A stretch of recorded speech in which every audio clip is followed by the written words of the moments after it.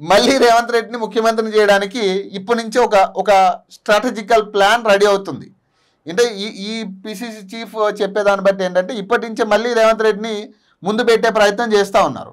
కానీ నాకు తెలిసి అందులో చాలామంది కోమటిరెడ్డి రాజగోపాల్ రెడ్డి లాంటి వాళ్ళు కానీ వెంకటరెడ్డి లాంటి వాళ్ళు కానీ ఎవరు ఒప్పుకునే పరిస్థితి లేదు. ఇప్పుడు మళ్ళీ ముఖ్యమంత్రి రేవంత్ రెడ్డి అంటే పార్టీ వాళ్ళు ఒప్పుకోరు. అలాంటిది ప్రజలు ఎట్లా ఒప్పుకుంటారు? ఇన్ని విషయాలన్నీ చూసిన తర్వాత ఇంత బహిరంగంగా ముఖ్యమంత్రి మా సమస్యల మీద మాట్లాడతలేదన్న విషయాలు తెలిసిన తర్వాత మాట్లాడిన వాళ్ళని అడ్డగాడిదలు, చర్మాలు ఒలుస్తా, తోలు తీస్తా అనే రకాలు ప్రజలతో మాట్లాడుతున్నప్పుడు ఇట్లాంటి అంశాలు మాట్లాడినప్పుడు ప్రజలు గమనిస్తూ ఉన్నారు అవన్నీ. సో స్థానిక సంస్థ విషయాల్లో ఎందుకు మీరు పోస్ట్పోన్ చేస్తున్నారనేది ఒక క్లారిటీ. బీసీ బిల్లుకి సంబంధించి ఒకవేళ స్థానిక సంస్థ ఎన్నికలు మీరు వెళ్ళాలనుకుంటే మీరే ఒక జీవో రెడీ చేసుకుని, గత ప్రభుత్వం ఆల్రెడీ ఎస్టీ ఎస్సీలకు సంబంధించి ఒక జీవో ఇవ్వడం జరిగింది. సో అలాగే మీరు ఒక జీవో రెడీ చేసుకుని స్థానిక సంస్థ ఎన్నికలకు మీరు వెళ్ళొచ్చు. ఎక్కడా కూడా రాష్ట్రపతికి సంబంధించిన సినారీ ఇక్కడ కనపడదు. పర్టికులర్గా కేంద్ర ప్రభుత్వానికి సంబంధించిన ఇన్వాల్వ్మెంట్ ఇక్కడ అవసరం లేదు ఈ జీవోకి, మీ లోకల్ బాడీ ఎన్నికలకు సంబంధించి. మరి అలాంటిది మరి ఇప్పుడు దానికి లోకల్ బాడీ ఎన్నికలకి ఎందుకు లింకు పెడుతున్నారు అనేది ఒక చాలా పెద్ద క్వశ్చన్ ఇది అన్న. ఇదేం క్వశ్చన్ అంటారా? ఇప్పుడు ఏంటంటే వీళ్ళు లోకల్ బాడీ ఎలక్షన్లోకి వెళ్ళిరంటే ఖచ్చితంగా కాంగ్రెస్ పార్టీ ఓడిపోతుంది, పరాజయం పాలవుతుంది. ఎందుకంటే గవర్నమెంట్ పైన జనాలు యాంటీ ఉన్నారు కాబట్టి, నెగిటివిటీ ఉంది కాబట్టి ఆ నెగిటివిటీని ముందుకు తీసుకెళ్ళడానికే ఎప్పుడు పెట్టాలి, ఎలాంటి టైంలో పెట్టాలని చెప్పేసి మన ఇందిరామ ఇల్లు అని తీసుకొచ్చారు. అట్లా కూడా ఏమైనా పాసిబుల్ అయితే పాజిటివ్ వస్తుంది, అప్పుడు కూడా లేదు. అంటే నేనేమో గవర్నమెంట్ పైన వ్యతిరేకత ఉంది ప్రజలల్లో. దానికోసమే బీసీ రిజర్వేషన్ ముందుకు తీసుకొచ్చి తెర మీద తీసుకొచ్చి వీళ్ళు అవసరం వల్ల జనాలకు మనం చెప్పకపోతే మళ్ళీ మనకు ఓటు రాదు, మనతో పాటు ఉండరు అని చెప్పేసి ఈ 40% రిజర్వేషన్ అని తీసుకొస్తారు. వీళ్ళు నిజంగా చేయాలి బీసీలకు న్యాయం అనుకుంటే జీవో ద్వారా తీసుకురావచ్చు.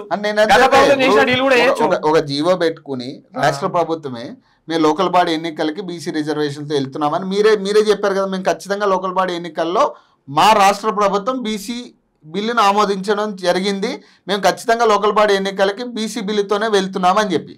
మరి అలాంటప్పుడు ఇక క్లారిటీ ఏముంది? ఇక మరి రాష్ట్ర రాష్ట్రపతి మీకెందుకు అపాయింట్మెంట్ ఇవ్వాలి? ఇంకా అవసరం లేదు కదా. ఏంటి లోకల్ బాడీ ఎన్నికలకు సంబంధించి నేను మాట్లాడేది. సో లోకల్ బాడీ ఎన్నికలు మీరు నిర్వహించండి, బీసీ బిల్లుని ఆమోదం చేయండి, మీరు ఒక జీవో తీసుకురండి, చేసి మీరు బీసీ ఆమోదం తెలపండి, బీసీ బిల్లు ప్రవేశపెట్టండి. లోకల్ బాడీ ఎన్నికలకు మీరు ఎవరెవరికి ఇవ్వాలనుకున్నారు, మీరు ఒక సర్వే ఆల్రెడీ మీ దగ్గర ఉంది కదా. సో ఆ సర్వే ప్రకారమే మీకు ఎంతమందికి ఇవ్వాలనుకుంటున్నారు, ఎవరెవరు నాయకత్వం ఇద్దాం అనుకుంటున్నారు, మీరు క్లారిటీ తెచ్చుకోండి, మీరు ఇవ్వండి టికెట్లు. మరి అది మానేసి ఎంతసేపు ఇదేదో దోపిచ్చిలాటలాగా సెంట్రల్ గవర్నమెంట్ ఇవ్వట్లేదు, లేదా సెంట్రల్ గవర్నమెంట్కి మేము లెటర్ రాసాం, రాష్ట్రపతికి లెటర్ రాసాం, రాష్ట్రపతి అపాయింట్మెంట్ ఇవ్వట్లేదు ముఖ్యమంత్రికి. అంటే ముఖ్యమంత్రికి రాష్ట్రపతి అపాయింట్మెంట్ ఇవ్వకపోవడం అంటే ఎంత ఘోరమైన పరిస్థితి ఇది.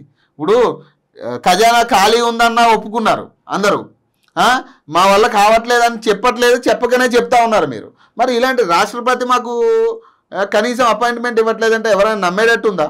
అసలు మీరు ప్రయత్నాలు చేశారా? ఎందుకంటే అన్ని పార్టీల్ని కలుపుకుని వెళ్ళాలి, బీసీ సంఘాలని కలుపుకుని వెళ్ళాలి. మరి కేవలం కాంగ్రెస్ పార్టీ నాయకులు వెళ్ళి అక్కడ ధర్నా చేస్తే అయిపోతుందా? అలా రాహుల్ గాంధీ రాడా ఆ సభకి? మరి అధ్యక్షుడే రాడా సభకి? మరి ఇప్పుడు ఎవరు ఆమోదించాలి? ఇది బీసీ ప్రజలు మోసం చేస్తున్నా. బీసీలు ఇప్పటికైనా అర్థం చేసుకోరు, మిమ్మల్ని డైవర్ట్ పాలిటిక్స్ చేస్తారు, మిమ్మల్ని మభ్యపెట్టి మిమ్మల్ని దాంట్లోనే ఒక గుంతలోనే మభ్యపెట్టి అక్కడే తిప్పుతారు. నేను ఎక్కిస్తున్నా చూడు, పైకి ఎక్కిస్తున్నా చూడు అని ఈ రిజర్వేషన్ అనేది తీసుకొచ్చారు మధ్యలో. మీరు నిజంగా చిత్తశుద్ధి ఉంటే అన్న ఈ రోజు బీసీలకు న్యాయం చేయాలనుకుంటే వీళ్ళు జియో ద్వారా తీసుకెళ్లి ఇక్కడ సర్వే రూల్ ప్రకారం ఎక్కడైతే ఉన్నారో ఆ జనాభా తగ్గట్టు అక్కడ ఆ టికెట్లు కేటాయించి వెళ్ళొచ్చు. వీళ్ళు నిజంగా భారత రాజ్యాంగం పట్టుకొని చూపెడుతున్నారు. ఈ రోజు నిజంగా భారత రాజ్యాంగం గౌరవిస్తున్నా? రాజ్యాంగం ఏం రాసి ఉందన్న ఆర్టికల్లో? అవును, ఒక ఊరికి ఒక సర్పంచ్ ఇప్పటిదాకా లేకుండా ఉన్నాడంటే ఇది రాజ్యాంగాన్ని వీళ్ళ లేకపోతే బీజేపీ వాళ్ళ పాటించకుండా ఉన్నది. ఎవరు పాటిస్తారు? ఈ రోజు ఉపరాష్ట్రపతి ఎన్నిక వస్తే ఏమంటే ఎన్నిక పెట్టి చేసారు కేంద్రం, దాన్ని నోటిఫికేషన్ ఇచ్చి వీళ్ళకు ఏమైనా ఉందా ఇంతనన్నా మాట్లాడడానికి అర్హత? లోకల్ బాడీ ఎన్నికలకి సంబంధించి బీసీ రిజర్వేషన్ అనేది మీ చేతుల్లోనే ఉంది. ఇప్పుడు ఇదేమి ప్రధాన ఎలక్షన్లు కాదు, లోకల్ బాడీ ఎన్నికలకు సంబంధించి రాష్ట్ర ప్రభుత్వం చేతుల్లోనే ఉంటుంది. ఇది అందరికీ తెలిసిన విషయమే. చాలామంది బీసీ నాయకులు ఇదే అంశాన్ని చెప్తా ఉన్నారు పదే మీకు, అయినా కూడా దాని మీద దృష్టి లేదు. ఇప్పుడు గవర్నర్కి ఒక లెటర్ రాసాము, మన అసెంబ్లీ తీర్మానం ప్రకారం ఒక గవర్నర్కి ఒక లెటర్ రాశారు, గవర్నర్ ఆమోదం తెలపాలి, దాన్ని బట్టి మేము నెక్స్ట్ ఎలక్షన్ ప్రకటిస్తామంటే ఇప్పట్లో ఎలక్షన్ లేవనేదే క్లారిటీ.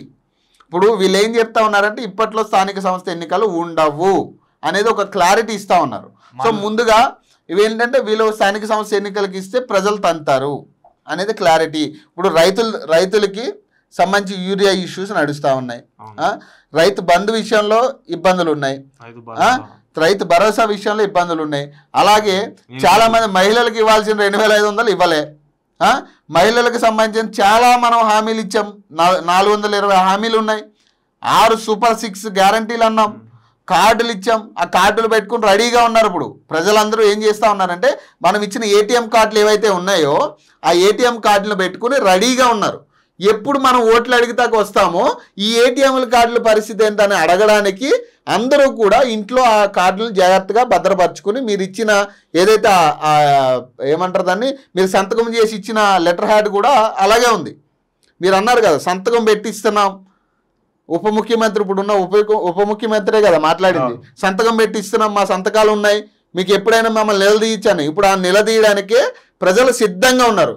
మీరు ఎప్పుడు స్థానిక ఎన్నికలు పెడతారో అప్పుడు ప్రజలందరూ వాటిని అన్నింటినీ భద్రంగా బయటకు తీసి వచ్చిన కాంగ్రెస్ నాయకులందరికీ చూపించి మీరు అడిగినవి మీరు చేసినవి సంతకాలు చేసినవి అవ్వలేదమ్మా, మీకు ఇంక ఓట్లు వేయాలన్న ఆలోచన కూడా మాకు లేదు, ప్రధానంగా మీరు ఓట్లు అడగకపోవడం మంచిది, లేదా వీటికి సమాధానం చెప్పండి అని అడుగుతారు. సో అప్పుడు మనం ఖచ్చితంగా వాళ్ళకి సమాధానం చెప్పాలి. ఇప్పుడు మీడియాలో మాట్లాడే వాళ్ళకి సమాధానం చెప్పాం, ప్రతిపక్షాలకి సమాధానం చెప్పాం, ఇప్పుడు ప్రజలకైతే ఖచ్చితంగా సమాధానం చెప్పాలి కదా. ఇప్పుడు యూరియా గురించి మాట్లాడిన వాడు బీఆర్ఎస్ వాడే, లేదు ఇది తప్పు జరుగుతుందని చెప్పే మీడియా వాళ్ళు బీఆర్ఎస్ వాళ్ళే, అందరూ బీఆర్ఎస్ వాళ్ళే, ప్రతిపక్షాలే పంపిస్తున్నాయి. కానీ రేపు మనం ఓట్లు అడిగితాకి వెళ్ళినప్పుడు ప్రజలనే కదా అడుగుతాం మనం. సో అదే ప్రజలు మనం అడిగినప్పుడు ఈ నిలదీసేది ఏదో ఆ ప్రజలు నిలదీసినప్పుడు మనం చెప్తాం క్లారిటీ. అప్పుడు మనకు చెప్పాల్సిన సమయం ఉంటుంది ఖచ్చితంగా, చెప్పలేదంటే ఖచ్చితంగా ప్రజలు మనకు ఓటేయరు. సో ఈ పరిస్థితుల్లో మనం స్థానిక సంస్థ ఎన్నికలకు వెళ్ళామంటే ఎట్లాంటి పరిస్థితులు ఉంటాయనేది ఇప్పటికే రేవంత్ రెడ్డికి ఒక ఐడియా ఉంది. ఆల్రెడీ దానికి సంబంధించి చర్చలు జరిగినాయి, మేధావులతో మాట్లాడడం జరిగింది. వాళ్ళు ఇచ్చిన నివేదిక ప్రకారం అయితే ఖచ్చితంగా కాంగ్రెస్ పార్టీ ఓడిపోతుందని ఉంది. సో దీన్ని బట్టి మనం ఇప్పట్లో మనం స్థానిక సంస్థ ఎన్నికలకు వెళ్ళొద్దు. ఆల్రెడీ బీసీ బిల్ అనేది ఒకటి ముందు పెట్టాం కాబట్టి దీంతో దోపిచ్చిలాట ఆడదాం.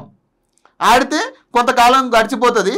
ఈలోపు కొంచెం ప్రజలకు ఏదైనా మంచి చేద్దామని ఈ నియామక పత్రాలు పెట్టడం జరిగింది నిన్న.